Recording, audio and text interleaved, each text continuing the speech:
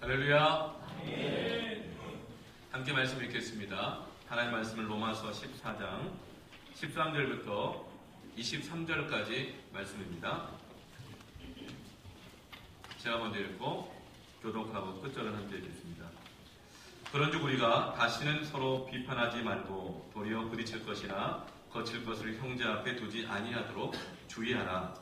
내가 주의 입장에서 신원이 오직 스스로 택한 것이 없게 어떻게 여기는 그 사람에게 주게 하라. 만일 음식으로 말미암아 내 형제가 분심하게 되면 이는 내가 사랑으로 행하지 아니함이라.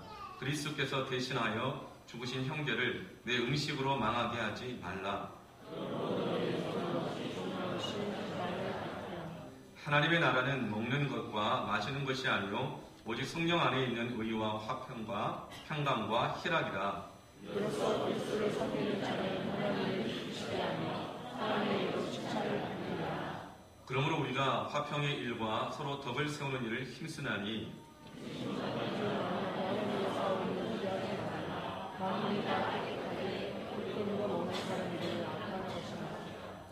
고기도 먹지 아니하고 포도주도 마시지 아니하고 무엇이든지 내 형제로 거리끼게 하는 일을 아니함이 아름다우니라. 내게 있는 믿음을 하나님 앞에서 스스로 가지고 있으라. 자기가 옳다 하는 바로 자기를 정죄하지 아니하는 복이다. 함께 있습니다. 의심하고 먹는 자는 정죄되었나니 이는 믿음을 따라 하지 아니하였기 때문이라. 믿음을 따라 하지 아니하는 것은 다 죄니라. 아멘. 로마서 14장 오늘 본문에는 특별한 단어가 나옵니다. 그것은 하나님의 나라라고 하는 단어입니다. 이 하나님의 나라라는 단어는 굉장히 정치적인 용어예요. 그래서 예민하고 민감한데 특별히 여기는 로마 왕국이 다스리고 있는, 로마 제국이 다스리고 있는 상황 속에서 이 로마 안에 있는 교회 성도들에게 하나님의 나라를 이룰 것에 대해서 말씀하고 있기 때문에 굉장히 민감한 단어이지만 또 너무나도 중요한 단어입니다. 여러분, 우리나라는 어떤 나라일까요? 우리나라의 공식 명칭은 대한민국 민주공화국입니다. 민주공화국, 리퍼블릭이에요. 그래서 헌법 1조 1항에는요, 대한민국은 민주공화국이다. 그 1조 2항에는 대한민국의 주권은 국민에게서 나오며 모든 권력은 국민으로부터 나온다. 대한민국의 주권은 국민에게 있고 모든 권력은 국민에게서부터 나온다. 이것이 바로 리퍼블릭입니다. 민주공화국이에요. 그런데 하나님의 나라는 리퍼블릭이 아닙니다. 민주공화국이 아닙니다. 이 세상은 의롭지 못하기 때문에 이 민주공화국이라고 하는 이 제도와 정치, 선거라든가 투표를 통해서 그 대표자를 세우고 거기에 아주 건설적 비판과 치열한 정치적인 이 올바름을 통해서 이 나라를 세워나가는데, 이 하나님의 나라는 리퍼블릭이 아니라 킹덤 오브 갓, 킹덤, 왕이 다스리는 왕국입니다. 그래서 이 하나님의 나라는 왕국이고, 하나님 나라의 주권은 국민에게 있는 것이 아니고 모든 권력은 하나님으로부터 나온 줄 믿습니다. 근데 하나님의 나라가 어디에 있을까요? 17절 말씀을 같이 한번 읽어보겠습니다. 시작. 하나님의 나라는 먹는 것과 마시는 것이 아니요 오직 성령 안에 있는 의와 평강과 희락이다. 네. 하나님의 나라는 뭔가? 의와 평강과 희락이다. 의라고 하는 것은 올바른 것이다. 평강이라고 하는 것은 좋은 관계를 뜻합니다. 그러니까 하나님의 나라는 올바름이 있고 올바름 안에 좋은 평강이 있습니다. 좋은 관계가 있습니다. 올바름이라고 하는 것은 이 바른지 안 바른지는 이 자가 있어야 알잖아요. 그러니까 하나님의 나라 안에는 올바른 기준이 있다는 거예요. 올바른 잣대가 있다는 것이죠. 그리고 그것 안에서도 이 어떤 기준이라는 잣대 때문에 관계가 깨지고 나빠지는 것이 아니라 오히려 그것 때문에 좋은 관계가 이루어지게 되고, 그래서 그 안에 기쁨과 희락이 있는 것이 하나님의 나라인데, 그 하나님의 나라가 어디에 있을까요? 따라합시다. 성령 안에. 네, 성령 안에 있다는 거예요. 놀라운 진리입니다. 하나님의 나라는 성령 안에 있습니다. 이 킹덤, 이 하나님의 나라의 가장 대표적인 모델로 하나님 우리에게 두 가지를 주셨어요. 첫 번째가 뭘까요? 가정입니다. 두 번째가 교회입니다.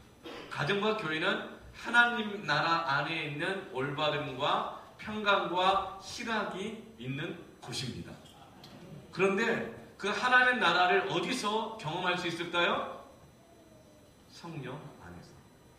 성령 안에서. 지금 휴가 기간입니다. 많은 분들이 좋은 곳을 다녀요. 저도 잠깐 다녀왔는데 어디 머물러 있지는 못하고 그냥 쭉 다니게 막 보기만 했는데, 야, 여기 좀 머물러가지고 좀 한 하루라도 이제 있어보고 싶다 할 정도로 너무 좋은 곳이 많더라고요. 네. 참 좋은 곳이 많아요. 그런데 제가 깨닫게 된 게 있어요. 어디가 좋은 곳이냐? 여러분, 관계가 좋으면요 어딜 가도 좋고, 관계가 안 좋으면 어딜 가도 안 좋아요. 네. 따라합시다. 좋은 사람이 나쁜 곳에 가도 좋은 곳이 되고, 나쁜 사람이 좋은 곳에 가면 나쁜 것이 된다. 인생에 가장 상처가 많은 대표적인 사람이 성경에 보면 사마리아 성에 살고 있는 수가성 여인이 있어요. 이 여인은 상처 너무너무 많았어요. 이 여인은요 그 인생 자체가 상처예요. 그래서 건드리면 아파하는 분이 있죠. 별일도 아닌데, 별말도 아닌데 아파해요. 막 민감하게 반응해요. 별것도 아닌 것 같은데 왜 그런 줄 아세요? 오만 대가 상처라 그래요. 그냥 여기 만지면은 손 잡은 것 뿐인데 그 사람의 인생에 손에 상처가 있는 거예요.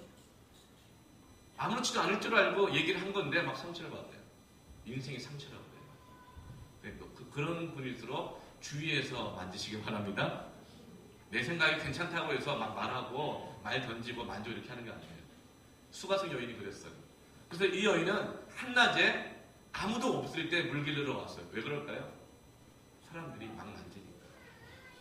내 인생을 너무나 잘 아는 이 마을 사람들이 말을 막 함부로 하니까, 쉽게 하니까 남한테 별일 아니죠. 맨살은 만져도 안 아파요. 근데 껍질을 벗겨져서 보세요. 건드리기만 해도 소스라치게 아파요. 그래서 사람들을 피해가지고 한낮에 물 길르러 왔어요. 싫은 거예요. 상처받는 게. 사람들 대면하기 힘든 거예요. 근데 또 예수님이 찾아오셨어요. 그 예수님은 아무데나 안 만져요. 어루만져 주셨어요. 그래서 치유를 받죠. 그래서 지금까지 사람 피해 다니고 너무 힘들어가지고 신앙생활을 제대로 못했는데 예수님이 어루만져 줬으니까 치유를 받고 이제 새로운 마음의 결단을 해요. 어떤 결단이요? 이제 신앙생활 좀 제대로 해보고 싶다, 이 마음. 사람들은 상처받은 것 때문에 신앙생활 제대로 못하는 경우가 참 많아요. 근데 그 상처 치료가 되니까 신앙생활 제대로 해보고 싶어가지고 예수님께 첫 번째 하는 질문이 뭐죠? 어디 가서 예배를 드리면 좋을까요? 우리말로 바꾸면 무슨 말일까요? 어디 가면 좋은 교회 있을까요? 나 함부로 안 대하고 상처 안 주고 뭐 판단하지 않고 그런 교회 어디 있을까? 이런 질문이에요. 예수님 뭐라고 대답해요? 이 산에서도 아니고 예루살렘에서도 아니고 신령과 진정으로 예배하는 자들을 하나님은 찾으시느니라. 좋은 장소가 아니라 성령 안에서 하나님을 예배하는 자, 그 안에 하나님의 나라, 의와 평강과 희락이 그 안에 있는 줄을 믿습니다. 그러니까 하나님의 나라는, 그 킹덤은 성령 안에 있는 것입니다. 가장 살고 싶은 나라가 어디예요? 옛날에는요 이민 가고 싶은 1순위가 캐나다, 호주가 왔다 갔다 했어요. 요즘은 숙제가 없는 나라 핀란드가 아주 그냥 대세예요. 네, 여러분, 숙제가 없으면 누구한테 천국이에요? 아이들에게 천국일 수 있어요. 누구한테 지옥이에요? 부모한테 지옥이에요. 학원 없고 사교육 없고 숙제 없어 보세요. 그 애들 다 감당해야 돼요. 다 데리고 있어야 된다고요? 우리나라를 요즘 뭐라고 말을 해요? 너무 무서운 말을 써요. 헬 조선이래요. 지옥 같은 나라다. 조선이다. 아, 참 너무 안타까워요. 근데 하나님 나라는 어떤 나라인가? 의와 평강과 희락이 있습니다. 의와 평강과 희락이 여러분의 가정 안에, 교회 안에 이루어지기를 축복합니다. 그런 가정, 그런 교회가 있어야 이 민주공화국의 리퍼블릭의 킹덤 오브 갓 하나님의 통치가 이루어지면서 우리가 가는 곳곳마다 좋은 사람이 가는 곳에 하나님의 통치를 받는 곳에 받는 사람이 가는 곳에 하나님의 의와 평강과 희락이 있는 사람이 가는 곳에 이 나라에 여러분이 보낸 곳곳에 하나님의 나라가 이루어질 줄로 믿습니다. 좋은 장소가 따로 있는 것 아니라 좋은 사람이 가야 좋은 장소 됩니다. 그리스도인이 하나님의 통치를 받아야 내가 가는 곳이 좋은 교회 되고 좋은 가정 되고 좋은 하나님의 나라가 이루어지는 것이죠. 좋은 교회는 복음이 분명하게 선포되어지고 성도들이 하나님의 그 말씀에 다스림 받기 시작할 때 그 교회가 좋은 교회 됩니다. 성도들이 자신의 기질과 생각, 교만대로 사는 것이 아니라 성격대로 사는 것이 아니라 복음대로 말씀대로 사는 것이 하나님의 나라가 되고 좋은 교회 되는 것입니다. 로마서 1장부터 16장까지 있는데 이 로마서는 복음의 핵심으로 가득 차 있다고 해요. 그런데 복음의 핵심으로 가득 차 있는 이 로마서 안에 대부분이 무엇을 이야기하고 있는가? 1장 시작부터 그 복음의 역사를 가로막는 것을 무엇을 얘기하냐면 시기, 살인, 분쟁, 사기, 악독이 가득한 손수근됨, 뒷담화, 그리고 비방, 능욕, 교만, 자랑함, 악을 도모함, 거역함, 약속을 어기는 것, 배약함, 무정함, 무자비함. 복음을 얘기하는데 그 시작부터 뭘 다루죠? 관계 속에 들어와 있는 악을 다룹니다. 관계 속에 들어와 있는 죄악을 다루기 시작해요. 그리고 2장을 가면 이렇게 말합니다. 남을 판단하는 사람아, 네가 같은 일을 행함이라. 하나님 나라를 이루는 복음을 이야기하는데 1장 시작부터 관계 속에 있는 악과 관계 안에 집약에 들어와 있는 죄를 다루면서 그 구체적으로 2장에 남을 판단하는 사람. 이 모든 죄악들이 다 말에 관계된 것이고 관계 속에서 주고받는 이 말에 관한 것들입니다. 그리고 3장에는 이렇게 또 구체적으로 말하죠. 비방하는 목구멍은 열린 무덤이다. 네가 입을 열고 옳다고 생각해서 네 주장과 의견을 말하지만 그것이 판단하는 것일 때 네가 입을 열 때마다 죽은 냄새가 나온다. 남을 판단하는 사람아, 네가 같은 일을 행함이다. 우리는 나으냐? 결코 아니라. 너 자신의 모습은 보지 못하면서 옳다고 판단하는 입을 열 때마다 사실은 너의 이 더러운 냄새, 죽은 냄새가 드러나고 있는 것을 모르느냐? 아주 그냥 깊게 집요하게 다루고 계세요. 그리고 말하기를 입술에 있는 독사의 독. 여러분 독사가 딱 물면 어떻게 돼요? 먼저 바로 안 죽어요. 물면요 먼저 아파요. 여러분 우리가 누가 비방하고 판단해 보세요. 아파요 안 아파요? 아파요. 그 다음에 뭐가 오죠? 마비 증상이 옵니다. 위축돼요. 그리고 생각도 잘 안 나고요. 뭔 말을 할지도 모르겠고 위축돼요. 굳어요. 그 다음에 어떻게 됩니까? 심장이 근육이 마비가 되면 피가 안 돌아가지고 산소가 공급 안 되면서 세포가 죽습니다. 썩어요. 우리의 비방하고 판단하는 말이 우리에게 주신 복음 생명의 역사 가운데 하나님 은혜를 마비시키고 고통 가운데 고통을 주고 희락을 없애버리고 평강을 없애버린다는 것. 그리고 각각의 세포가 썩어져서 죽게 만든다는 것이죠. 그런데 복음이 하나님의 사랑이 이 고통 가운데 있는 사람들에게 주어져서 이 고통으로부터 우리를 건져내셨다. 이게 3장부터 11장까지의 이 복음 안에 있는 구원과 능력을 계속 이야기합니다. 그리고 12장에 와서는 그렇게 복음으로 구원받은 자의 삶은 첫째는 하나님 앞에 거룩한 산 예배를 드리는 것인데 구체적으로 산 예배를 정말 예배를 드리는 자의 이 삶은 신앙은 관계 속에서 거짓 없는 사랑으로 나오는 것이다. 이렇게 말해요. 또 관계 안에 있는 이 복음을 이렇게 말합니다. 그리고 사랑은 율법의 완성이다. 그리고 나서 이제 14장에 이르러서 믿음이 연약한 자를 비판하지 말라 이렇게 시작해요. 그리고 14장 한 장 전체를 할애해서 비판하지 말 것을, 판단하지 말 것을 말씀합니다. 로마서는 하나님의 나라를 이루기 위해서 복음을 이야기하는데 그 복음 안에 대다수의 것이 관계 속에서 말로 하는 악, 범죄에 대해서 경고하고 있습니다. 요즘 성도들이 이렇게 얘기해. 목사님, 목사님 그냥 한 얘기 또 하고 또 하고 또 하는 것 같아요. 무슨 얘기였더니 판단하지 마라, 정죄하지 마라, 사랑해라, 화평해라, 계속 그 얘기만 하신대요. 왜 그럴까요? 귀 있는 자는 성령이 하신 음성을 들을지어다. 왜 그래요? 그러면서 이렇게 해요. 목사님 나보고 하는 얘기 아니에요? 이렇게 얘기하는 거예요. 성경이 그렇게 얘기하고 있더라고요. 네. 로마 교육에 주셨던 은혜를 우리에게 주시려고. 네. 왜 이렇게까지 복음을 말씀하면서 관계 안에 있는 우리의 뿌리 깊은 죄, 교만, 무정, 거짓, 정죄, 비판의 문제를 이렇게까지 다루실까요? 이렇게까지 또 얘기하고 또 얘기하고 또 얘기할까요?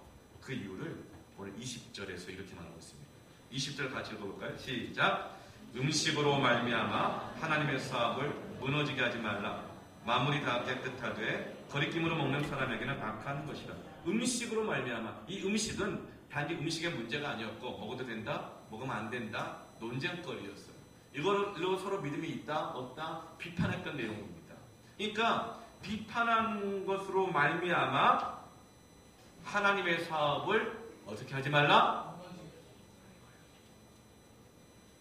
음식 문제, 어떤 의견 문제, 어떤 주장 문제, 옳고 그름의 문제로 비판을 하는 것이야말로 하나님의 사업, 영어 성경은 The Work of God, 하나님의 일, 하나님의 역사, 세번역에는 하나님의 이룩하신 사업 이렇게 말합니다. 그것을 무너뜨리기 때문이라는 거예요. 그래서 복음을 우리에게 말씀하면서 끝까지 1장부터 지금까지 말로 하는 죄, 비판, 판단, 정죄에 대해서 이렇게 다루고 있는 겁니다. 여러분, 우리가 비방하고 비판하고 판단하고 정죄할 때에 하나님이 일하신 것, 그 복음의 역사가 무너지는 것을 기억하십시오. 아멘. 그래서 무슨 말을 하든지 덕을 세우는데 소용되는 대로 선한 말을 하라. 이 덕을 세운다는 건 영어로 edify, 무너진 것을 일으켜 세운다는 뜻입니다. 비판하고 판단하는 말들은 하나님의 일을 무너뜨립니다. 의와 평강과 희락을 무너뜨립니다. 가정을 무너뜨리고 교회를 무너뜨립니다. 하나님이 일하시는 것을, 구원의 역사를 무너뜨리지만 선한 말들은 덕을 세웁니다. 무너진 것이라도 일으켜 세우는 줄로 믿습니다. 복음은 세우는 말입니다. 복음은 굿뉴스입니다. 그러니까 복음은 판단과 정죄가 없고 내가 판단과 정죄하지 않기로 결정했다는 선언이 복음인 것이죠. Do not destroy. 파괴하지 말라. The work of God. 하나님의 일을 파괴하지 말라. 우리가 다시는 서로 비판하지 말고 자꾸 그런다는 거예요. 자꾸 반복한다는 거예요. 그래서 바울이 반복해서 말하는 거예요. 다시는 그러지 마라. 그 일이 굉장히 옳은 말일 것 같지만 하나님의 일을 무너뜨리고 있다.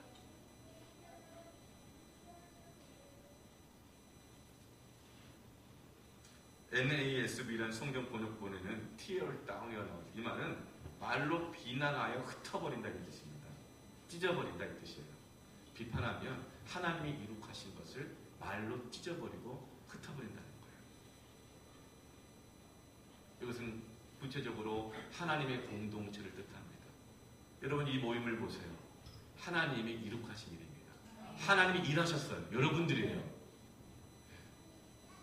어떻게 우리 교회가 이루어졌어요? 하나님이 일하심입니다. 그런데 말로 비판하면 티얼다운, 찢어서 흩어버리고 무너뜨린다는 거예요. 그래서 지금 바울이 이렇게까지 말씀하고 있는 겁니다. 다시는 비판하지 말라. 제가 어릴 적 버스를 타고 가다가 초등학교 아주 어릴 때였어요. 자리 하나가 났는데 두 아주머니가 서로 싸웠어요. 내가 먼저 봤다. 내가 먼저 봤다. 그 나중에는 이렇게 막 물어보더라고요. 나이가 몇 살이야? 이렇게 물어봐요. 요즘 그것도 안 통하지만 그때 좀 그게 통하는 때였어요. 예. 막 싸우니까 뒤에 점잖은 신사분이 한 5, 60대 돼 보시는 것 같아요. 지팡이를 딱 짚고 계셨는데 갑자기 그걸 딱 들더니 소리치시는 거예요. 여기가 교회인 줄 알아 싸우게! 그러는 40년 가까이 그 말이 잊혀지지 않고 내 머리에 박혀있어요. 어떻게 박혀있죠? 교회는 의와 평강과 희락이 아니라 교회는 버스 안에서 싸우는 것이구나. 어디서든지 싸우는 것이구나. 나이 따지고 옳고 그름 따지고. 그게 제 어릴 때 교회 다니기 전에 제 안에 들어왔던 생각이었어요. 나도 그때가 기억날 때마다 마음이 애통해요. 아파요. 교회는 그런 곳이 아닌데. 교회는 그런 곳이 되어서는 안 되는데. 교회가 그런 빌미를 제공해서 요즘은 변명의 여지가 없는 것 같아요. 그러나 정말 이거는 말이 안 되는 일이에요. 하나님께서 얼마나 마음 아프고 안타까워하실까. 어떤 사람이 이렇게 말해요. 아니 교회 안에서 옳은 얘기 할 수 있는 거 아니냐고. 건설적 비판이 있는 거 아니냐고. 여러분 건설적 비판은요 세상에는 있어요. 정치에는 있어요. 얼마 전에 영국의 총리가 새롭게 바뀌었잖아요. 여성 총리로. 훌륭한 총리인 걸로 제가 알고 있어요. 그 의회에 서로 이렇게 양 당의 이 대표 총리와 이쪽 당수가 나와서 정책 토론하고 논쟁하는데 나오더라고요. 영상으로 봤는데 서로의 인격적인 부분, 생활적인 부분까지도 들춰내면서 그러면 당신의 이 의견이 정말 옳다고 말할 수 있느냐 이렇게 서로 건설적 비판을 하고 양쪽에서 야유를 하기도 하고 조소를 하기도 하고 박수를 치기도 하고 막 해요. 그러면서 이것이 리퍼블릭이다. 민주주의다. 얼마나 아름답고 건설적인 성숙한 민주주의냐. 맞아요. 성숙한 민주주의입니다. 그 여러분 기억해야 돼요. 하나님 나라는 리퍼블릭이 아니에요. 하나님 나라는 성령 안에 있어요. 하나님 나라는 의와 평강과 희락인데 그것을 무너뜨리는 것은 비판이라고 말해요. 성경은요. 건설적 비판을 말하지 않아요. 건설의 비판은 디스트로이라고 말해요. 무엇이 세우느냐? 따라합시다. 사랑 안에서 세우느니라. 이게 달라요. 세상은 건설적 비판을 통해서 정치를 통해 선거를 통해 올바름을 추구하고 평강을 이루어갈 수 있고 전쟁 없는 사랑은 없으나 전쟁이 없는 평화를 만들 수 있어요. 진정한 정의는 없으나 평등을 이룰 수 있어요. 그러나 하나님의 왕국은요. 성령 안에서 그분 안에서 사랑과 평강과 희락을 통해서만 이룰 수 있는 것입니다. 이게 그러니까 다른 점이에요.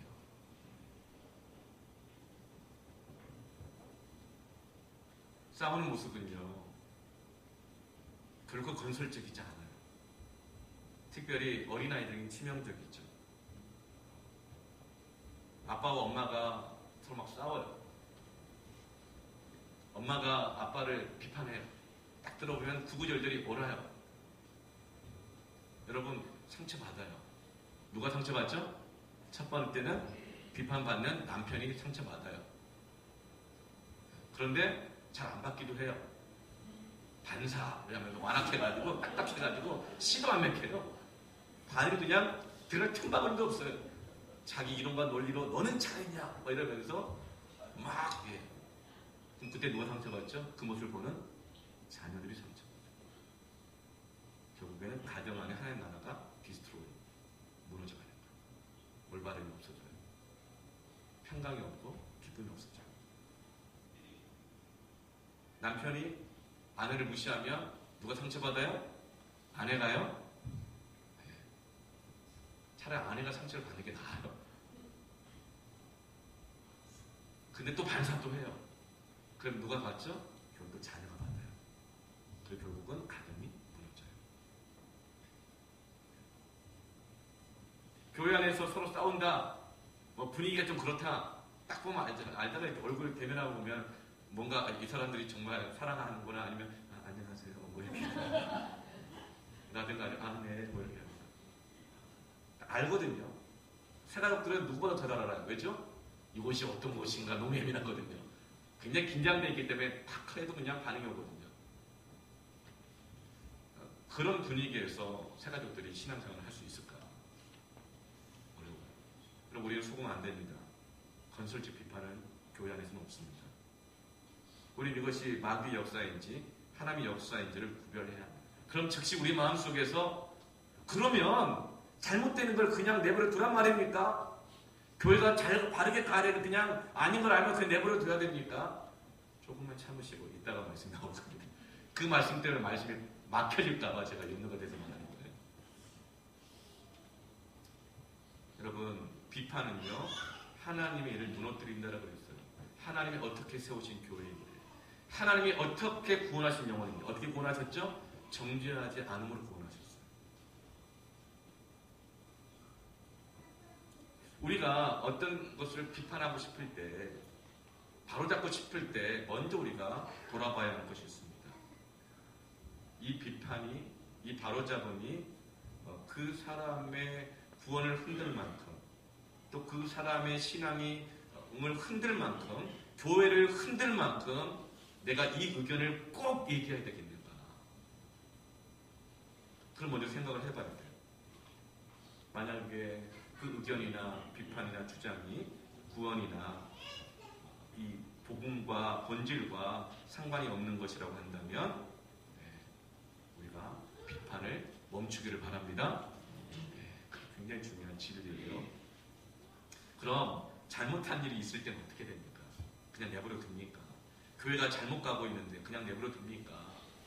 이 비판이 오늘날 한국 교회, 이 사회의 분위기, 실제 한국 교회는 큰 위기라고 말을 해요. 그런데 여러분, 돌아보면요, 한국 교회 어떤 사람의 변화는 잘못을 지적하는 것으로 정말 변화됐을까? 사회는 그래요. 교육제도, 정치는 그렇게 해서 변화되어져 가고 균형을 잡아가요. 그런데 교회는요, 가정은요, 보면 아무리 제가 봐도 잘못을 지적하고 비판해서 의와 평강과 희락이 세워진 경우는 없어요. 한국 교회가 지적하는 사람이 부족해서 안 변할까요?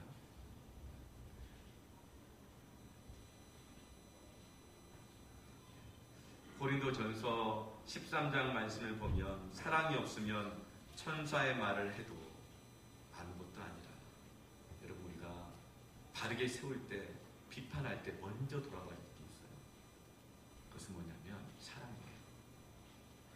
사랑이에요. 성령 안에 들어가 보면 알아요.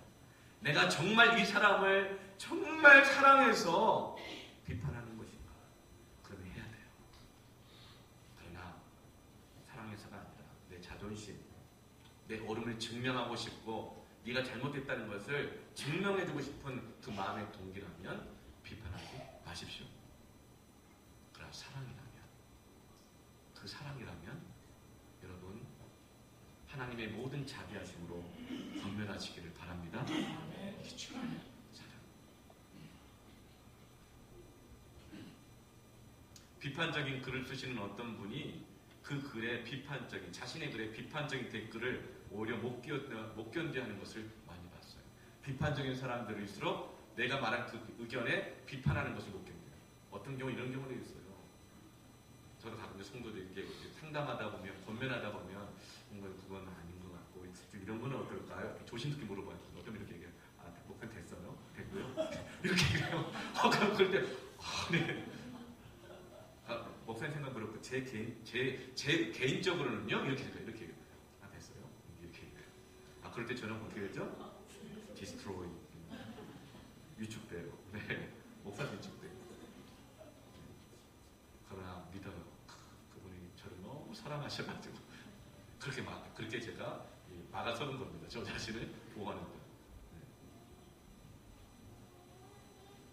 우리는요 비판은 너무 힘들어요. 비판 누가 견뎌요? 비판을 견딜 수 없어요. 그래서 하나님은 우리가 심판대에 서지 않도록 십자가에서 대신 견뎌주시고 우리를 정죄로부터, 비판으로부터 구원해 주신 줄로 믿습니다. 비판은 못 견뎌요.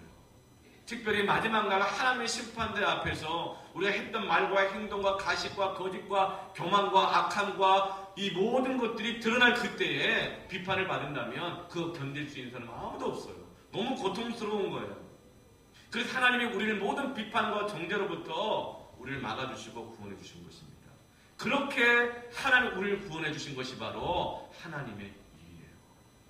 그런데 다시금 비판함으로 그 하나님의 일을, 영혼들을, 교회를 무너뜨릴 수가 있다는 것입니다. 여러분, 그래서 우리가 다시는 서로 비판하지 마십시다. 집에 가서 부부끼리 다시는 서로 비판하지 마십시다. 사랑이 없는 비판하지 마십시다. 다시는 부모가 자녀를 사랑 없이 비판하지 마십시다.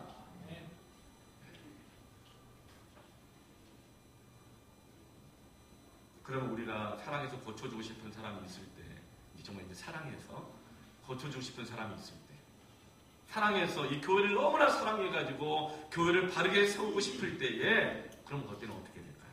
16절 말씀을 같이 한번 읽어봅시다. 시작. 너희의 선한 것이 비방을 받지 않게 하리라. 네, 선한 것이 있어요. 선한 의도예요. 사랑해서, 교회를 사랑해서, 그 영혼을 사랑해서, 자식을 사랑해서, 네, 그렇게 하고 싶을 때 어떻게 될까요? 비방을 받지 않게 하라. 이 비방을 받지 않게 하란 말은 뭐냐면, 비방을 받지 않도록 주의해라, 조심해라. 무슨 말인가? 사랑의 동기라 할지라도 비판하는 것을 조심하라 이 뜻이에요.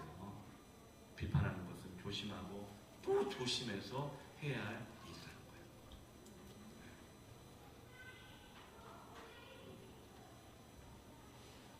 그렇게 할 때 하나님의 나라 안에 있는 올바름과 평강, 좋은 관계와 희락이 교회 안에, 가정 안에 있게 되는 것입니다.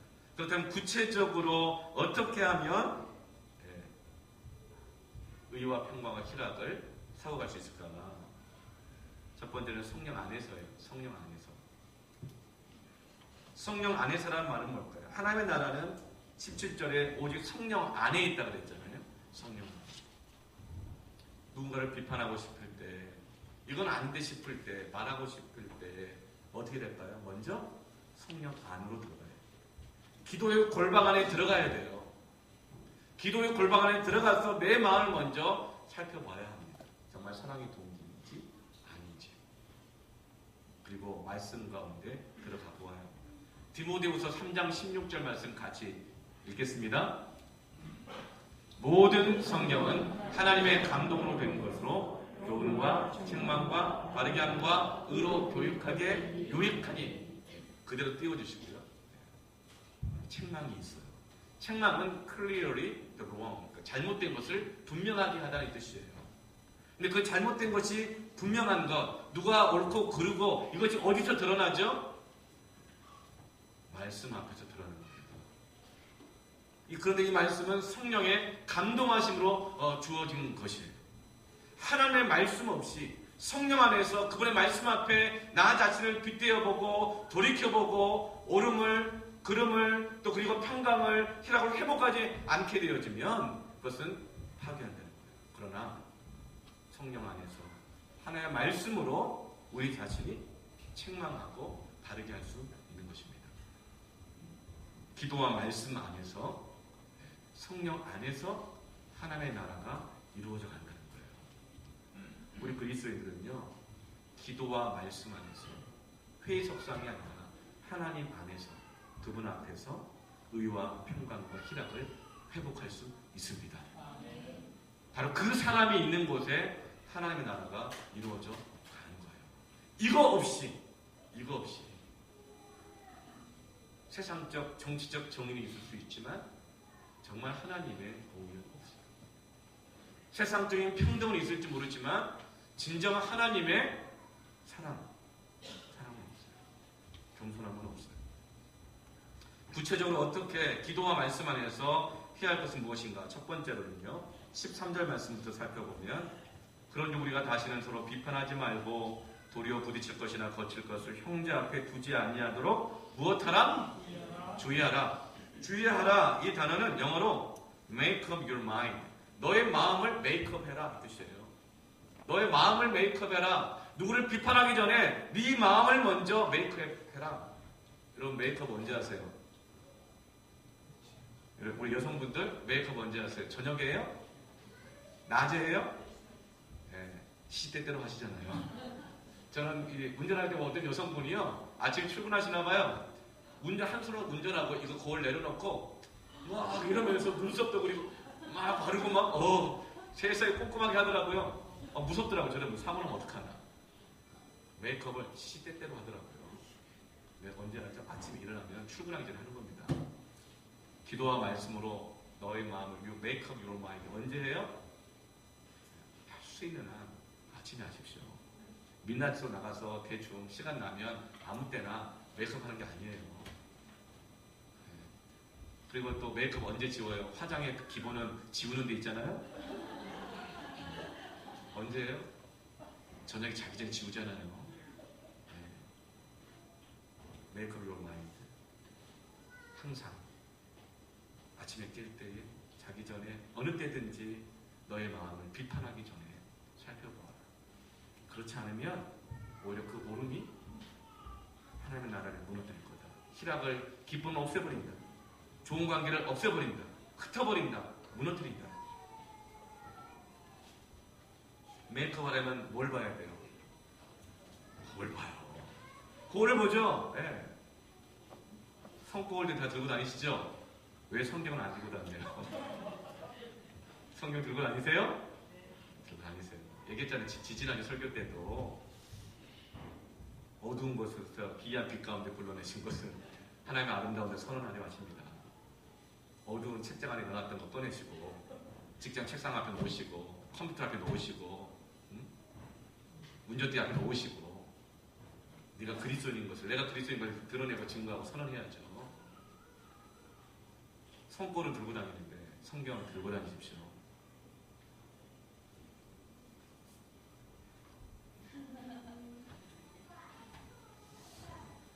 거울을 봐야 돼요. 거울을 보지 않으면 눈썹이 올라가는지 내려가는지 몰라요.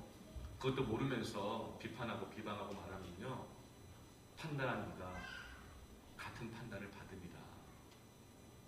부끄러운 부모를 받게 된다는 거예요. 무엇이 거울인가? 야고보서 말씀 1장 19절부터 25절까지 좀 긴데 한번 같이 읽어볼게요.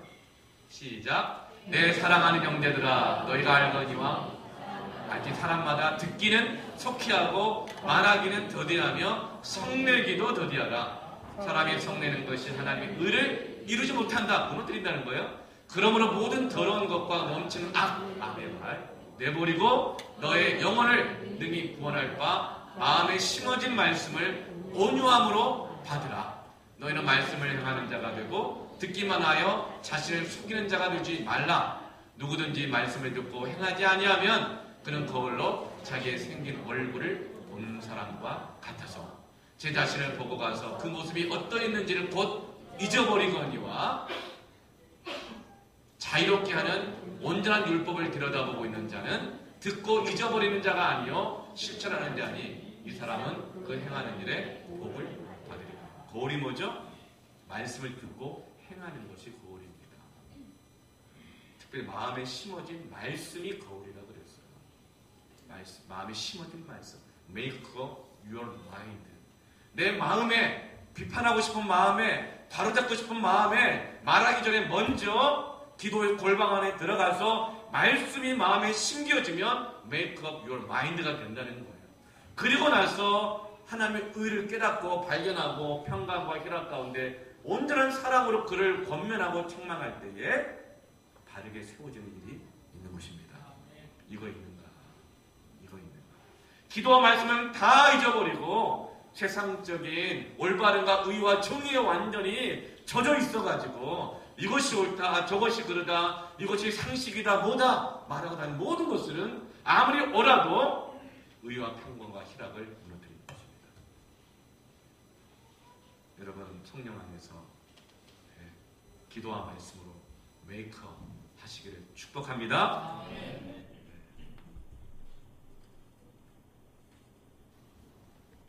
두 번째로 무엇을 해야 되는가? 15절 말씀 같이 읽을게요. 시작.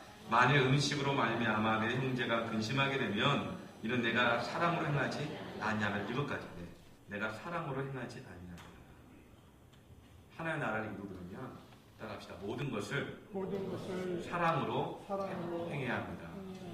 비판도, 권면도, 충고도. 내가 알아요. 사랑인지 내 자존심인지. 사랑인지 아닌지 알아요. 사랑이 아니면 망하면 안 되는 거예요. 사랑이면 하시길 바랍니다. 어떻게 해요? 주의해서, 조심해서. 지난주 말씀처럼 따뜻하고 친절하고 존경하며 아무리 어린 자라도 함부로 하지 않냐. 그때 평강과 의와 희락이 임하는 겁니다. 관계가 주어지고 기쁨이 임하는 거예요.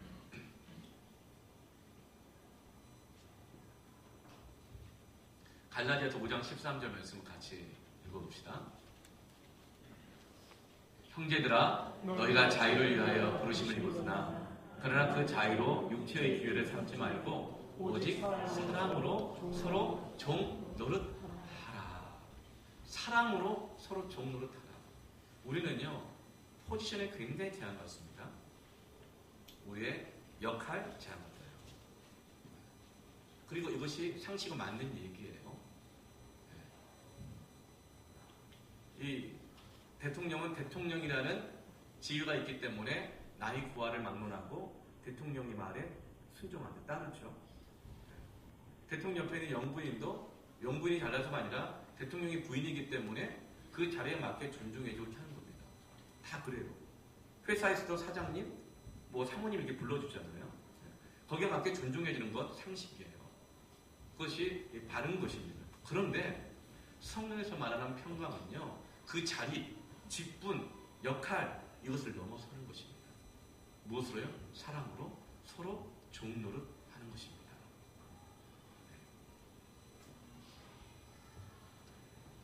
형제들 너희가 자유를 위하여 부르심을 받았어요. 그러니까 이 내가 먹든지 안 먹든지 이걸 하든지 안 하든지 내 자유가 다 있다는 거예요. 다 자유가 있지만 그러나 진정한 사랑은 뭐냐면 그 자유로 육체의 기회를 삼지 않는 거예요. 오히려 서로 종노릇 하는 거예요. 그걸 사랑이라고 말씀하는 겁니다. 예, 어떤 분은요, 오늘 이제 로마서는 음식 문제 때문에 계속 서로 비판하고 있는데, 여러분 여쭤볼게요. 여러분 술을 먹어야 돼요? 말아야 돼요? 담배를 피워야 돼요? 말아야 돼요? 신앙인으로서. 여러분 그러면 어떤 분이 교회는 여기 다니시는데 막 술을 먹어요. 그럼 우리 가가지고 뭐라고 해야 돼요? 아니 예수 믿으면서 아직도 술 먹습니까? 이렇게 말을 해야 돼요? 말아야 돼요? 아니 집사가 아직도 담배 못 끊었습니까? 이렇게 말을 해야 돼요? 말아야 돼요? 먼저 하지 마시길 바랍니다. 그게 성경적인 거. 제가 담배 인상공사에서 나온 게 아니에요. 제가 그럴 때 여러분 술 드십시오, 담배 피십시오 권면하는 게 아니에요. 이 술과 담배 문제로 신앙을 여러분 판단하지 마세요. 비판하지 마세요. 원래 한국 교회가요, 한국 교회 초대교회 때는요 다 술 담배를 다 했어요. 심지어는요, 비밀을 말씀드리는 겁니다. 잘 얘기 안 하는 건데 교회사에 나와요. 실제예요, 실제 팩트예요. 교회 앞에 가잖아요. 이만한 곰방대를 걸쳐놓는 곰방대 거치대가 다 있었어요. 그래서 이거 다 물고 갔다가 교회 앞에다가 주차하는 것처럼 곰방대를 다 걸어놓고 들어가서 흥금봉투처럼 흥금왕처럼 해놓고 갔으니까. 그리고 서양 선교사님들이 오셔서요 술을 드셨어요. 잔이 이런 소주잔도 아니고 큰 잔, 큰 잔에다가 술을 드셨는데 좀 다른 게 뭐냐면 그 술잔 한 20% 정도만 채워요. 그리고 그걸 가지고 향을 음미하면서 2시간이고 3시간이고 좋은 관계를 맺으며 대화를 했어요. 그리고 로이전스 목사님 같은, 스펄전 이런 목사님 같은 분 있잖아요. 청교도주의 정말 도저히 신앙이고 설교가들도 과거에 사진 보면 담배를, 시가를 물고 찍은 사진도 있어요. 고개를 끄덕이면서 야 드디어 자유다. 진짜 그런 생각하지 마시고. 그런데 이분들이 한국에 와보니까 그냥 한국 사람들 술 먹는데 어떻게 먹죠? 잔이 아니라 대접에 부어 마셔요. 그래 부어라 마셔. 대접인데 또 뭐라고 말하죠? 자는 채워야 맛이다. 막 그렇게 말하세요. 근데 그 민족에게 복음이 들어가니까 사람이 막 변하기 시작하는 거예요. 노름이 끊어지고 부인을 막 폭력했던 사람이 회개하고 회사던 횡령했던 사람이 회개하고 막 돌아서는 거예요. 그런데 회식 자리 가서 술만 퍼마시면 신앙이 다 도루묵 돼버리는 거예요. 술 먹고 집에 가면 다시 아내를 막 패기 시작하는 거예요. 그리고 아침에 또 다시 후회하는 거예요. 큰일 나다. 이 조선 사람들 술 때문에 신앙이 성장이 안 된다. 다 도루묵 된다. 그리고 고민하다가 선교사님들이 안 되겠다. 술과 담배를 금해야 이들이 신앙이 성장합니다. 그래서 그때부터 정한 거예요. 1901년도에 7가지의 신앙 지침을 내립니다. 첫 번째, 모든 예배를 잘 참석할까? 두 번째, 성수주의를 할까? 세 번째, 부모에게 효도할까? 네 번째, 직장 나가서 근면 성실하게 일할까? 다섯 번째, 그 온 집안을 구원으로 인도하는 남편이, 가장이 될까?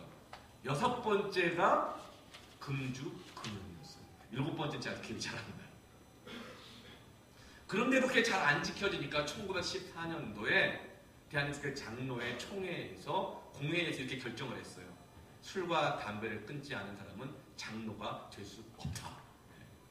그리고 나서 한국교회 100년의 전통이 금주와 금연이 되었습니다. 근데 여러분, 그 원칙을 정하기까지 선교사님들이 어떻게 했을까요? 자기들은 집에서 막 홀짝홀짝 마시고 피고 이러면서 그렇게 했을까요? 아니에요. 형제들아, 너희가 자유를 위하여 부르심을 입었으나 그러나 그 자유로 육체의 기회를 삼지 말고 오직 사랑으로 서로 동료를 하라. 자기의 자유를 제한한 거예요. 전부 다 끄는 거예요. 없애버린 거예요, 그 문화를. 그러나 이 선교사님들이 말로 비판하지 않았어요. 행함으로. 말씀이 마음에 심겨진 바가 되고 행함으로 거울이 되고, 자기 자신들의 모습이 혹시라도 믿음이 연약한 자를 넘어뜨릴까, 상처 줄까, 무너뜨릴까봐 자기 자신을 말씀으로 심어 메이크업하고 돌아모아서 이런 권면과 책망을 한 것입니다. 그럴 때 한국교회 이렇게 건강하게 세워지게 된 것이죠. 우리는 내 시간, 내 돈, 내 건강, 내 마음대로 써도 됩니다. 그러나 사랑하기에 스스로 제한할 수가 있는 것이죠. 이것이 바로 성령 안에서의 절제인 것입니다. 끝으로 세 번째로는요, 19절 말씀 함께 읽을까요? 시작! 그러므로 우리가 화평의 일과 서로 덕을 세우는 일을 힘쓴다. 여러분, 힘쓰시기를 축복합니다. 하나님의 사업은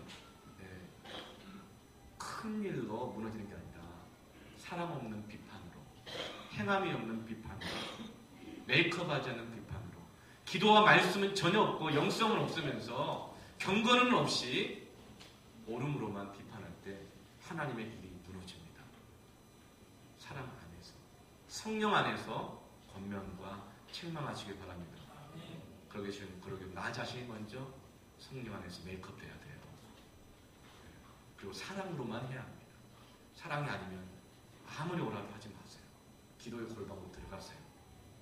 말씀으로 들어가세요. 그리고 힘써야 합니다.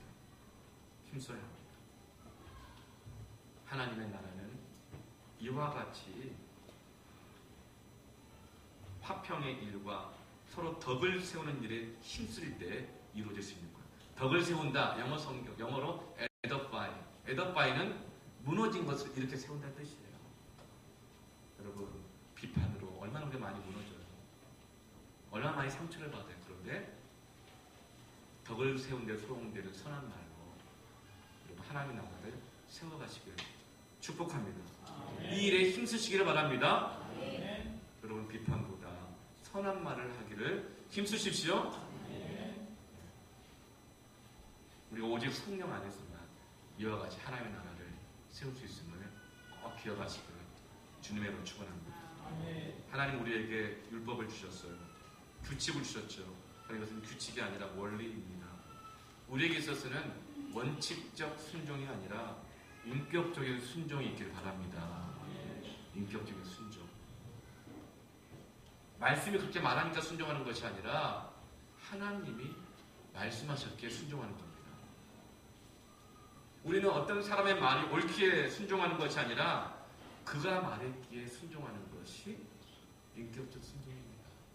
아버지 말이 옳기 때문에 순종하는 것이 아니라 아버지의 말이기 때문에 순종하는 것이 인격적 순종입니다. 아내의 말을 들어주고 종로를 해주는 것은 아내의 말이 올라서가 아니라 아내이기에, 내 아내이기에 순종해주는 거예요.